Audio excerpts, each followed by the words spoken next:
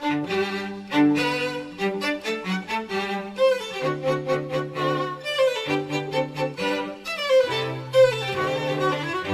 see early newsreel footage of the Edwardian era, and it's men in silk top hats and frock coats and women in beautiful dresses and hats about 4 feet wide and walking along with their parasols and going to garden parties. And life seems to be very luxurious and wonderful, and it was luxurious and wonderful for them. It wasn't quite the same for most of the population. That was Simon Heffer talking to us about Britain at the turn of the 20th century.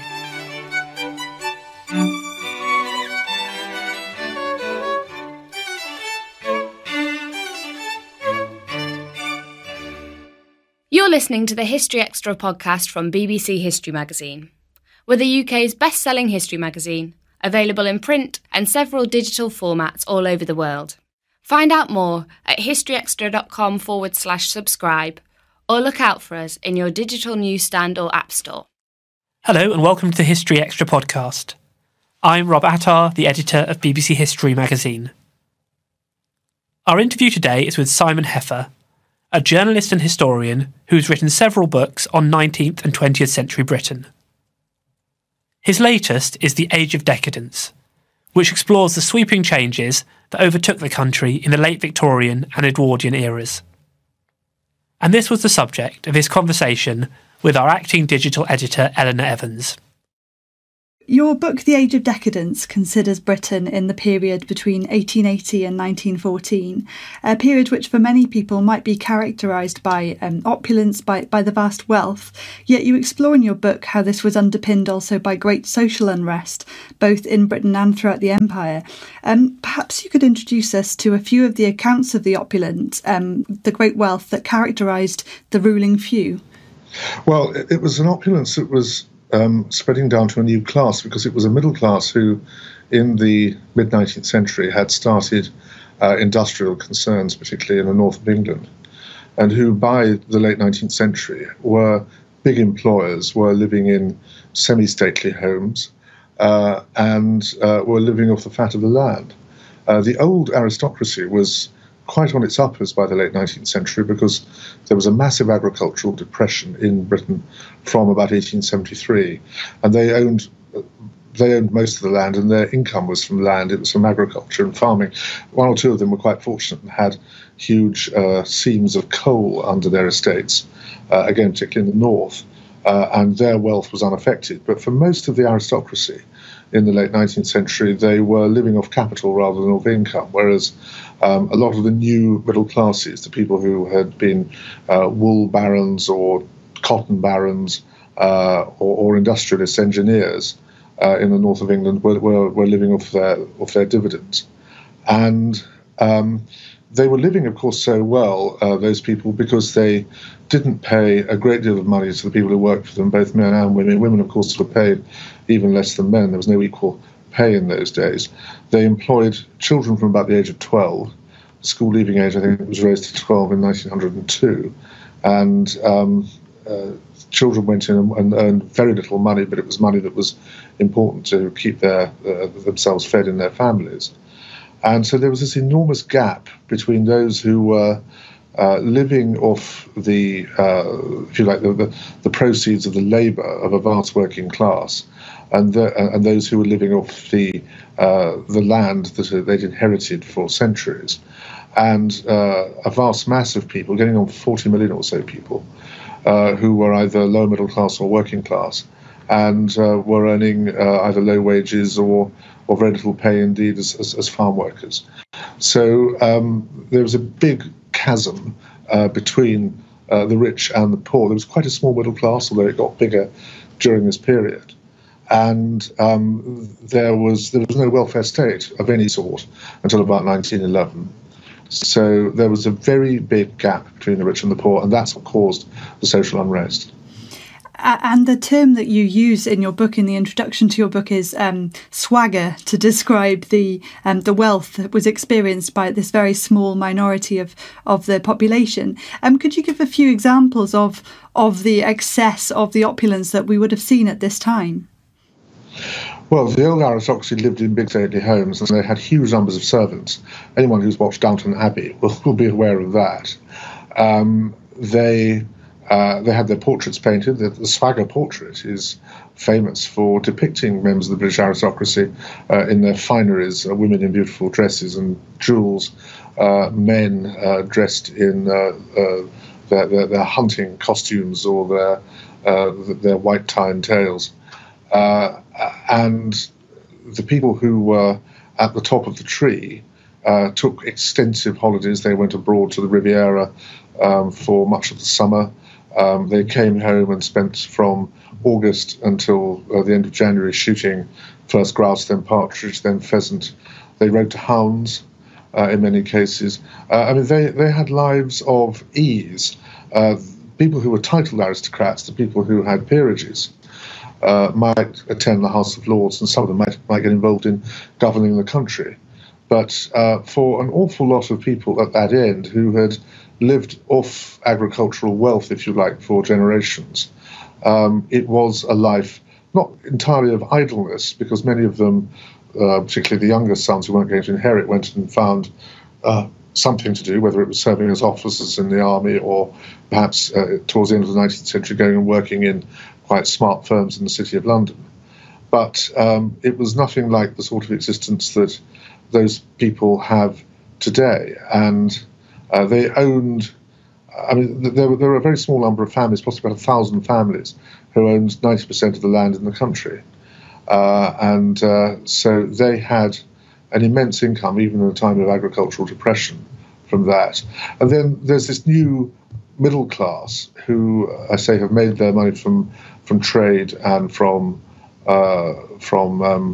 manufacturing, and they either buy stately homes that have fallen into disrepair from old aristocrats, or they build their own. You've got this great building of Victorian country houses, goes on after about 1870. And again, like the old aristocrats, they employ a lot of people, they have lots of servants, they take up some of the aristocratic pursuits, not least shooting and hunting, and they start living off their dividends. What they don't do, and this is a cause of great strife with their workers, they don't tend to reinvest the money that they make into modernising their plant and perhaps making life easier for the workers. They much prefer to live off it and to go on long holidays and to build bigger houses and to enjoy themselves. And dividends go up quite a lot in the first 10 years of the 20th century, but real wages don't increase at all. And this causes deep unhappiness, and it's again one of the causes of what became known as the Great Unrest of 1910 to 1912, when working class people suddenly said, well, we've had enough of this, we've had enough of watching them enjoy themselves, while we are left with our noses to the proverbial grindstone. And, you know, we see early newsreel footage of the Edwardian era, and it's men in silk top hats and frock coats and women in beautiful dresses and hats about 4 feet wide, and walking along with their parasols and going to garden parties, and life seems to be very luxurious and wonderful, and it was luxurious and wonderful for them. It wasn't quite the same for most of the population. There was a growing middle class who were having nicer houses, and if you go to any town in Britain today, the outer suburbs have got rather nice Edwardian and Victorian villas, and these were built for these people. And the cinema came along, and the gramophone, and they started to go to football matches and cricket matches on Saturday afternoons, and they started to have something approaching leisure time and the money to enjoy leisure. But there was still below them an enormous working class that didn't have that disposable income and didn't have that opportunity to go and have recreation. And again, this is the reason for the sense of disillusion with their betters, and it's why what had always been an age of deference comes to an end. You mentioned cricket, and I really enjoyed the section on cricket in your book. Perhaps you could talk a little bit about how that sport captured the national imagination at this time. I know we live in an age now where cricket, in terms of played over 3 or 4 days, has become very boring. Everyone wants to watch cricket matches that last half an hour. But in these days, there were rock star-like cricketers such as W.G. Grace and C.B. Fry and Prince Ranjit Singh and others who captured the public imagination in a way that probably no cricketers have done in the last 50 or 60 years. And cricket became an organised sport, if you like, in terms of having a county championship.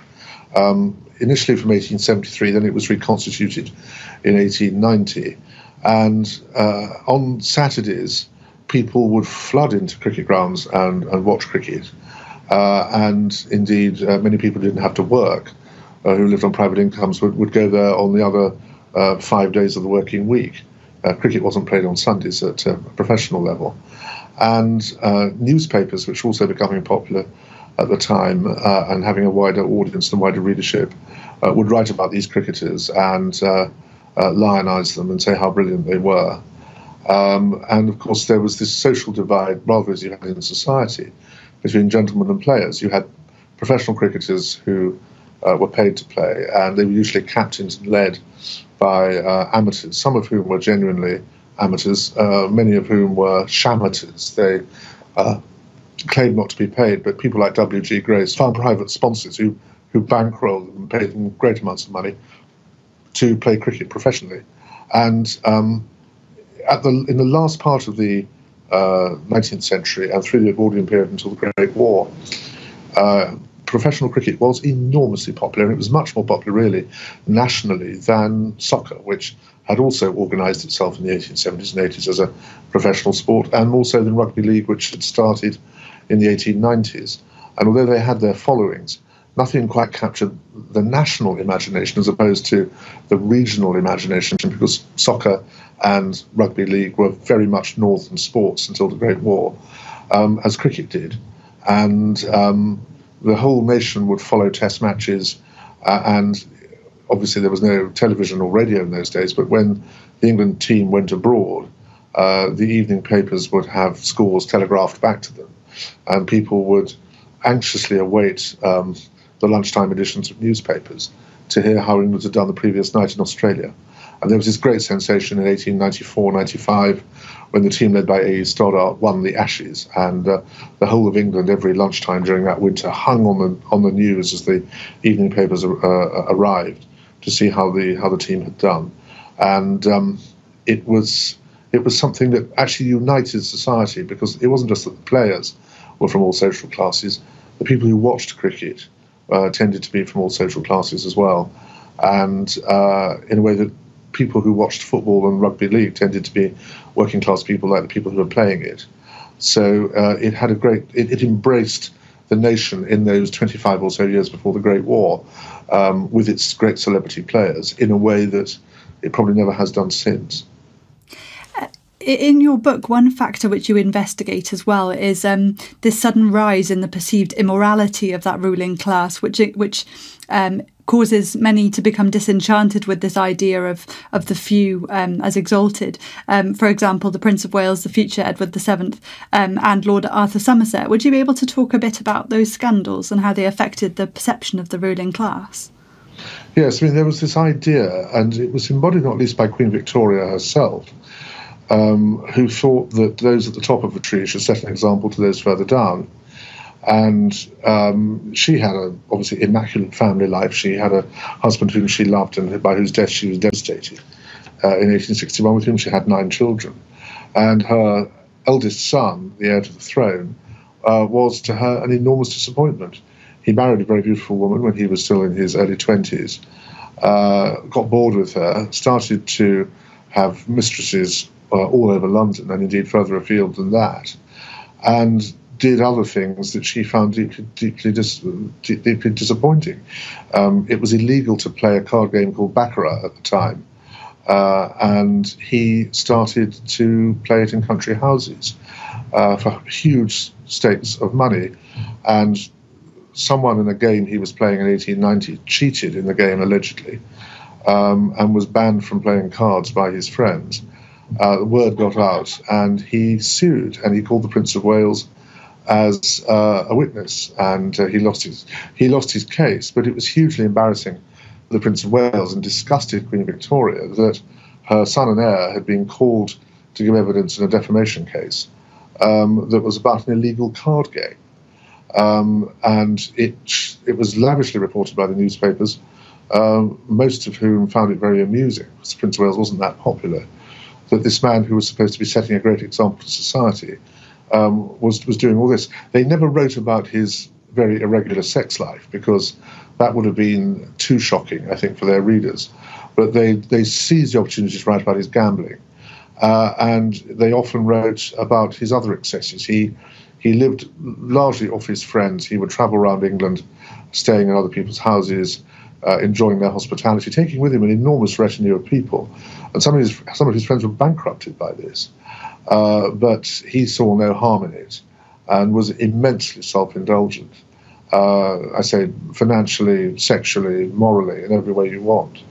The other great scandal of the time was, as you say, Lord Arthur Somerset, who was the younger son of the Duke of Beaufort, and who started to patronise a male brothel in Cleveland Street in London, and was at the centre of what became known as the Cleveland Street Scandal in 1889. He had a particular desire for young boys who worked for the post office, their telegram boys, whose blue and red uniform he found rather attractive and thought the boys who wore this were particularly desirable.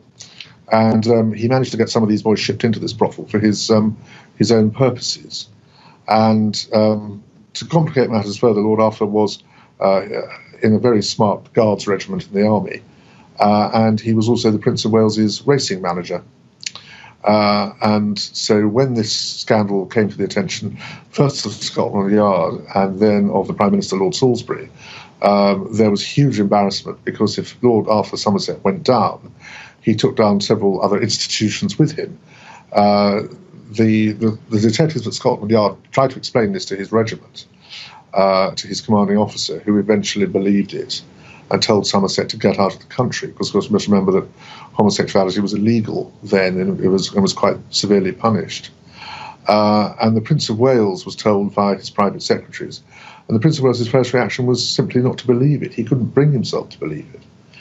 But Somerset had done this. He took his commanding officer's advice and fled the country. He was also tipped off to do that, incidentally, by Lord Salisbury, which I reveal in the book. Salisbury met one of his spokespeople, as it were, one of his solicitors, and passed the word on that he couldn't keep Scotland Yard off his back forever. And Somerset went to France, where he lived for the next 37 years and died in 1926. But again, it was, I think, largely kept from Queen Victoria, but the rest of high society knew about it, and it caused huge embarrassment to the Prince of Wales. The other problem was that one of the people who was also alleged to be using this brothel in Cleveland Street was the Prince of Wales's son and heir, Prince Eddie, who would have been our king had he not died 2 years later of flu.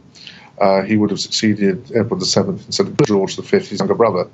And when that royal household was told about Prince Eddie, they went to enormous lengths to try to cover up any engagement with the brothel or with Cleveland Street. I must say, it isn't proven that Prince Eddie had anything to do with this brothel, and I made extensive researches and couldn't find any proof of it. But it was a threat used by one of the people who was involved, and indeed hinted at by Lord Arthur Somerset, that he would bring down Prince Eddie if he was persecuted. He would say that there was a connection with the royal family. So there was a lot of sexual scandal going on at the top end of society. There was another one with a Liberal MP called Sir Charles Dilke, who got in serious trouble by having a three in a bed sometime in the mid-1880s, and that all came out in court as well. So the high morals that we think of from the mid-Victorian period, and high morals that were enforced or supposed to be enforced by the ruling class and slavishly followed by everybody else in society, particularly the aspirational middle class, for whom respectability was the key thing that they sought to achieve. This all became a bit of a joke. If we could talk a little about empire, you write in your book that the decades before the Great War would mark the zenith of the British Empire, certainly in terms of power and influence, if not in territory. And you pinpoint the key moment of the Second Boer War as shaking popular opinion in the empire. Could you talk a little bit about that? Well, by the late 1890s, Britain was meant to be not just the world's greatest imperial power, but the greatest imperial power since ancient Rome, and indeed much more extensive than ancient Rome. And we were, to use Seller and Yateman's phrase, regarded as being top nation. And in 1895, the then colonial secretary, Joe Chamberlain, had been complicit in a sort of conspiracy with British white settlers on the Cape, namely Cecil Rhodes and his friend Dr. Leander Starr Jameson, to annex the Transvaal and other territories in southern Africa that were not run by the British because of their enormous gold and diamond reserves. And the cause of starting some sort of war with them was that President Botha of the Transvaal refused to give basic civil rights, voting rights, to quite wealthy white settlers who were English who had moved there. There was an abortive raid by Dr. Jameson at the end of 1895 where he tried to provoke a rebellion in Transvaal. It failed. He was sent to prison, and others were very lucky to get away with their lives.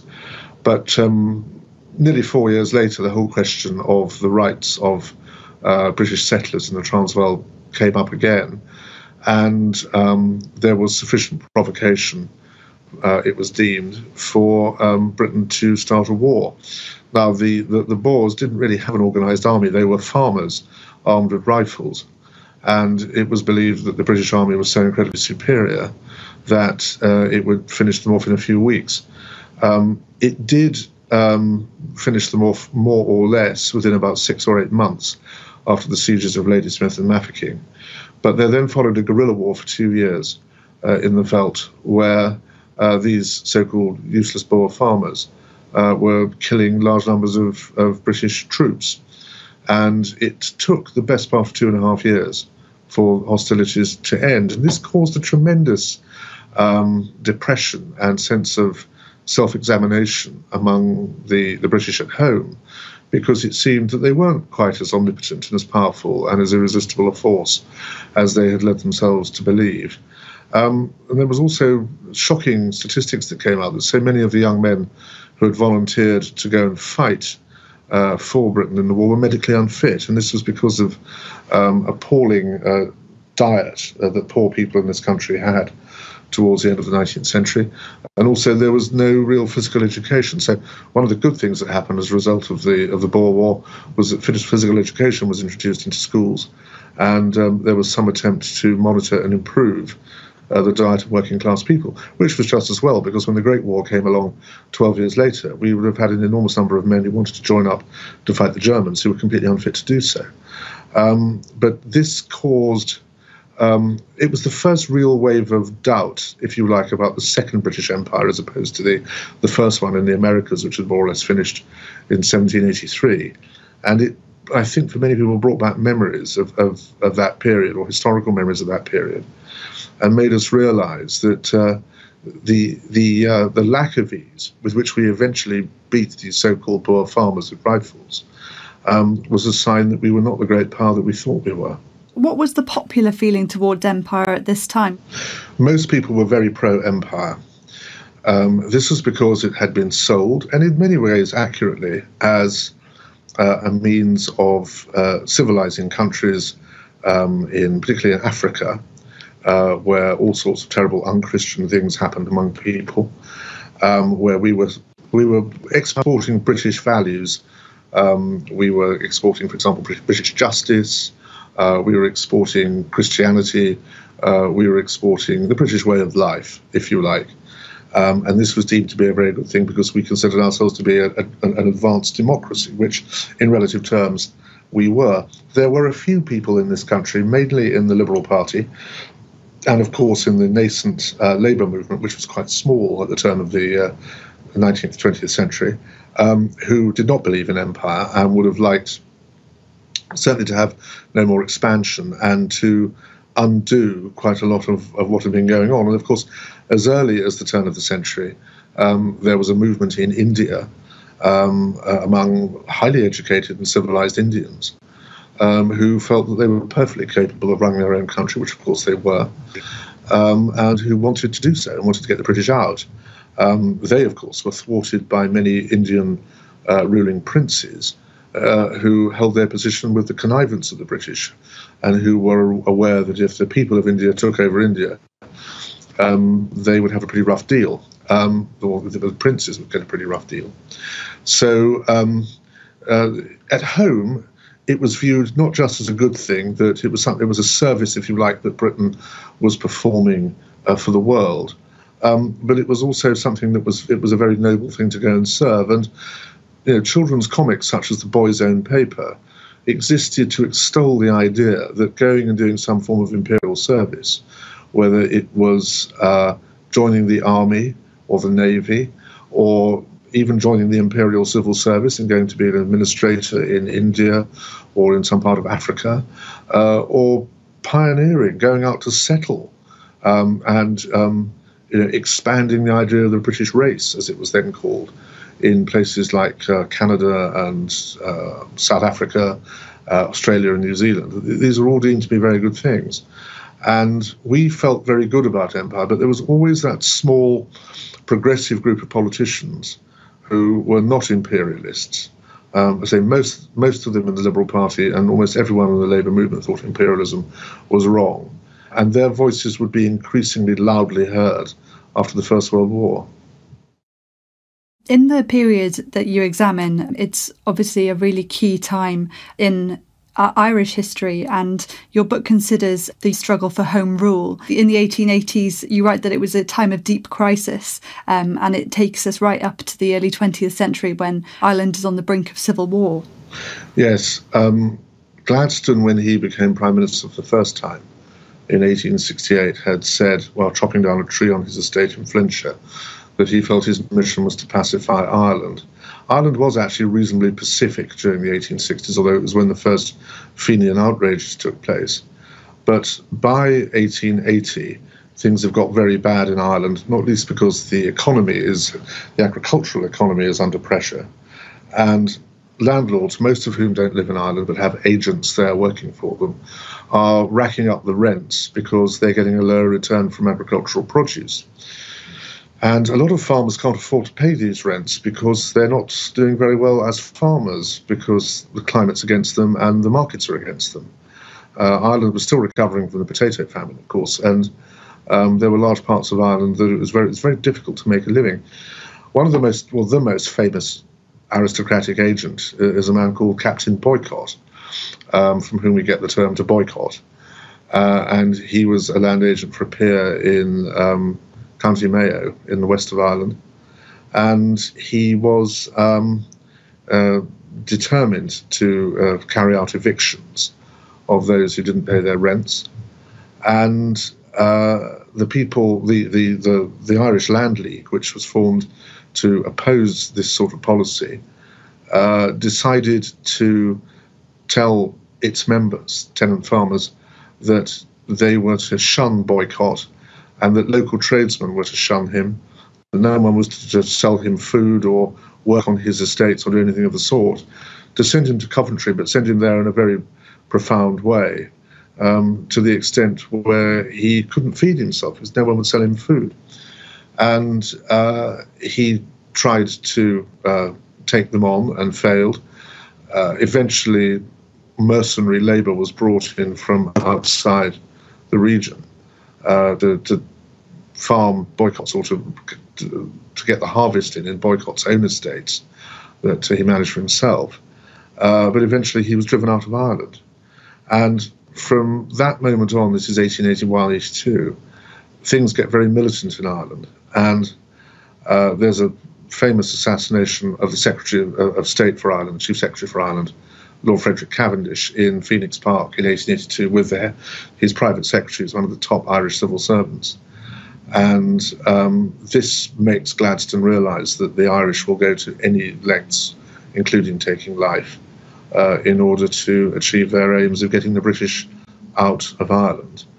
And Gladstone realises in 1885 that he needs to try and pass a Home Rule Act, which would have been a little bit like Scottish devolution is at the moment. The Irish would have run all their own affairs, apart from foreign policy and defence, which would have been run from London for strategic reasons. And Gladstone tried to get this through and failed. He was defeated in the House of Commons. The House of Lords were always going to be difficult. The Commons defeated him. Some of his own party voted against him. They became unionists. And the matter went away for a while because of quite coercive and repressive measures by the Conservative government that succeeded Gladstone. But again, when he came back into power in 1892, he brought in another Home Rule Bill, which this time passed in the Commons, but was heavily defeated in the House of Lords. And then again, the issue went away, not least because the next Tory government of 1895 to 1905 introduced quite a lot of land reforms that allowed Irish tenant farmers to buy land at very good prices from their landlords and forced the landlords to sell them. And it was a very great democratic measure. And Ireland had more or less been, not bought, but had more or less been pacified by that measure because it allowed the Irish themselves to have a stake in their country. However, by 1910, when the Asquith government loses a general election, in terms of it loses its majority and can only govern with the help of the Irish, Asquith has to promise Home Rule for the Irish. And the House of Lords, who pick up a fight with Asquith on Lloyd George's 1909 budget, which they defeat, find themselves constrained by the 1911 Parliament Act, which means they can defeat a measure twice, but they can't defeat it a third time. And by 1914, the 1912 Home Rule Bill has passed 3 times in the House of Commons, and the House of Lords have no choice but to pass it. And there is a huge debate then about how it is to be implemented, because the Protestants and Loyalists of Ulster, and predominantly of the 6 counties that to this day are part of the United Kingdom, get extremely cross about the idea of being ruled from Dublin, and they threaten a civil war. And when we get to the brink of the Great War, in the middle of July 1914, no one in Britain is looking at what's happening on the continent. They're looking at illegally armed Ulster volunteers and illegally armed nationalist volunteers in Ireland about to start killing each other. And that is only avoided by the fact that Britain goes to war with Germany. And it should be noted that a large number of the nationalist volunteers in Ireland joined the British Army and went to fight the Germans. So the Irish didn't want to break their links with Britain. They just wanted to be part of a confederation in Britain where their own domestic affairs were run by them. And unfortunately, there were a group of predominantly Tory grandees who were determined to stop it. And they made common cause with people like Sir Edward Carson, the great unionist leader in Ireland. And when we got to the threshold of the Great War, there was no common ground. The king had tried to convene a conference to make everybody agree a common way forward and had failed. And it was only the fact that Britain had to deal with the Germans marching into Belgium and go to the aid of the Belgians that a civil war was postponed until after the Great War. Something else which you write about in your book, which gets postponed until after the war, is the demand for women's suffrage. Well, there have been calls for women to have the vote since the late 1860s. John Stuart Mill wrote a famous treatise called The Subjection of Women, where he talks about the outrageous illogicality of women not having the vote. And this issue was raised from time to time over the next 30 years, but there was never really any great enthusiasm for it. But by the start of the 20th century, women are more and more involved in the workplace. There's this huge growth of elementary schools after the 1902 Education Act, and most of their teachers are women. Women are playing an incredibly important part in the educational life of this country. They are, of course, joining the medical profession, and the first women doctors are around in the 1890s and 1900s. And women's universities and university colleges are being established at Oxford, Cambridge in London, and places like Royal Holloway in Surrey. And it's becoming harder and harder for men to claim that women are so detached from the commercial and educational life of the country and are so unqualified intellectually to have a vote, because that just simply isn't true. And you get to the stage where you've got incredibly successful, rich women who don't have the vote, but the man who drives their car for them does. And this is palpably nonsense. And the Conservative Party are very much against this, because the Conservative Party at that stage is very much against any sort of change. But there are even those in the Liberal Party, including Asquith himself, who becomes Prime Minister in 1908, who just think that women have no place in the political life of this country. And this is despite the fact, by the way, that since 1890, when local government was, as we more or less know it today, was set up, women have had a vote in local government elections. So they're deemed to be fit enough to vote in local councils or for local councils. They're completely unfit to vote for parliamentary representation and to choose a party of government. This is obviously a ridiculous argument on the part of those who are putting it forward, but there's a big group of women under Millicent Fawcett who's been active in this since the 1870s, and an immensely reasonable, highly intelligent woman who uses argument and debate to try to get her point over, and she leads the suffragists. But by the middle of the Edwardian period, there's a group under Mrs. Pankhurst who's been active in Manchester with her now adult daughters since the 1890s, who say, we're never going to get these people to change their minds by reasoning with them because they're impervious to reason. And so they start the suffragette protests, which we all remember or have seen films about. They start breaking shop windows. They go and interfere with meetings that politicians give. Every time someone like Lloyd George or Winston Churchill and cabinet ministers go out to make a speech anywhere in the country, they're heckled and shouted down by suffragettes, and indeed by lots of men who support the suffragettes, interestingly.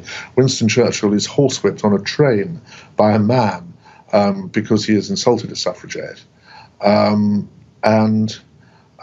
it gets more and more militant, and women get arrested. They go on hunger strike. There are hideous examples of women being force-fed in prison. But the harder the government come against the suffragettes, the more militant the suffragettes become. They start putting lighted things into letterboxes to burn the contents of letterboxes. They burn down Lloyd George's house in Surrey. They start burning down churches, which even some of their supporters are rather worried about. And it is still highly militant, and the protests are becoming more and more numerous. Again, when war breaks out, and the year before war breaks out, Emily Wilding Davison throws herself under the King's horse in the Epsom Derby, although she didn't appear to intend to kill herself because she had a return ticket. I've seen in the Women's Library and the London School of Economics the return half of her ticket, which was not used. So, again, things are getting very militant, but Mrs. Pankhurst, who above all was a patriot, when war breaks out, says, right, the women of Britain will now serve the country. And of course they do. And by early 1918, they don't even wait for victory, a bill goes through the House of Commons giving all women over the age of 30, it went down to 21 in 1928, the vote, because the contribution that women are making to the country and to its survival is completely unequivocal, and the arguments for giving women the vote have become unanswerable. Although the Belle Epoque is seen as this very decadent, opulent time, there was much upheaval, much radical change happening throughout society. What was it that drew you, after writing about the Victorians in a previous book, 1840 to 1880s, what was it that drew you particularly to this period? Well, I was so wrapped up in the story when I finished my last book, which was called High Minds, which ended with Disraeli's defeat in the 1880 general election. And although the mid-Victorian period was absolutely fascinating, I knew, because of what I knew about this period or how I'd researched it in detail, that it was a period of really quite tremendous upheaval, and also a period which I was aware many people misunderstood because they have watched too many costume dramas on television about how wonderful it was to be a toff in late Victorian and Edwardian England. Now, don't get me wrong, it probably was pretty wonderful to be a toff in those times, but it was pretty unwonderful to be someone at the bottom of the food chain. Now, I mean, Julian Fellowes, the creator of Downton Abbey, has said, and he's absolutely right, that many people who worked in domestic service in grand houses actually had a very nice life. They had to work hard, there's no doubt about that, but they were looked after, they were well fed, they were sheltered, they were well clothed, they had their medical care taken care of. And it was almost like an old relic of feudalism. But for a lot of working class people who didn't work in those old aristocratic establishments, those who were working for 12 hours a day in a mill or a factory, with people whose their bosses were not people with a sense of noblesse oblige, let's put it that way. They were people who'd made their own pile and were determined to keep it, to make it bigger. Those people had a pretty rough time. And it's why there was so much unrest, and it's why the labour movement grew. And I mean, one of the themes of my book is the growth of the labour movement. I mean, working men cleaved naturally in the 1880s and 90s to the Liberal Party, but they realise that the Liberal Party is run largely by quite well-to-do professional people and grandees, very similar to those found in the Conservative Party. And they don't really understand the working man. And so that's why people like Ramsay MacDonald and Keir Hardie become big figures in politics in the years before the Great War, and why the labour movement takes off, because the labour movement had to stand on its own, independent of the Liberal Party, if it was ever going to pursue the agenda that many of them wanted, which was, by today's standards, a very hardline left-wing agenda about if you like, importing a sort of socialism that was not that far removed from Marxism. What's interesting is when the Labour Party does really get going, they then start to have these doctrinal arguments about just how far left they should be. And I mean, going beyond the scope of my book, but it will be in the book I'm now writing, which is the successor volume to this, the Labour movement sees in 1917-18 the effects of the Russian Revolution and are terrified by it. And they want to have a democratic form of socialism, not one that ends with some sort of tyranny replacing another tyranny. So that really is, it's such a great story. It's one I didn't want to stop telling. And so this book is the next chapter. It's the second of the 3 volumes. And I'm now writing a chapter on the on the Great War, which will be out in a couple of years. Not a military history, but a political and social history of the Great War and how that further changed society. And then when you look really back from where my last book, High Mind, started in 1838 and go through just those 80 years to 1918-19, there has been, without a revolution actually happening, a real revolution in this country. And it's not only one of the most fascinating periods of our history, it's one of which we are the legatees. And the way that our world is configured now owes so much to that period that I think it's important we all understand what happened then. That was Simon Heffer. The Age of Decadence, Britain 1880 to 1914, is out now, published by Random House. OK, so that's about it for today, but please do join us again on Thursday when we'll be speaking to Alice Roberts about our interactions with plants and animals over the millennia. Thanks for listening to this History Extra podcast, which was produced by Jack Fletcher. Do let us know what you think about this episode by emailing podcast@historyextra.com, and we might read out your messages in future editions. Alternatively, why not keep in touch via Twitter or Facebook, where you'll find us at History Extra. For more great history content, don't forget to visit our website, historyextra.com, which is full of history articles, quizzes, image galleries and more. Plus, it's where you can download hundreds of previous episodes of this podcast.